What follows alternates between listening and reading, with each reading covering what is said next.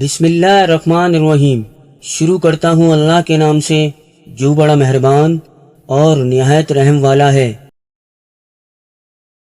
سیدنا عثمان بن عفان رضی اللہ عنہ سے یہ بھی مروی ہے، وہ کہتے ہیں میں نے رسول اللہ صلی اللہ علیہ وآلہ وسلم کو یہ بھی فرماتے ہوئے سنا، میں ایک ایسا کلمہ جانتا ہوں جو آدمی دل کی سچائی کے ساتھ اس کو کہے گا وہ آگ کے حق میں حرام ہو جائے گا۔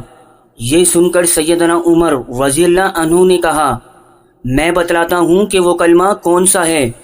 وہ تو وہ کلمہ اخلاص ہے کہ اللہ تعالیٰ نے جس کے ذریعے حضرت محمد صلی اللہ علیہ وآلہ وسلم اور آپ صلی اللہ علیہ وآلہ وسلم کے صحابہ کو عزت بخشی، وہ کلمہ تقویٰ ہے جو اللہ کے نبی صلی اللہ علیہ وآلہ وسلم نے اپنے چچا ابو طالب کی موت کے وقت اس پر پیش کیا تھا، اور وہ ہے لا الہ الا اللہ کی شہادت دینا۔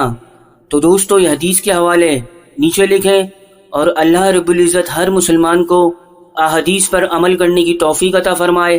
فیس بک اور واٹس ایپ پہ ضرور شیئر کریں، اور اگر چینل کو سبسکرائب نہیں کیا ہے تو سبسکرائب کر لیں۔ السلام علیکم۔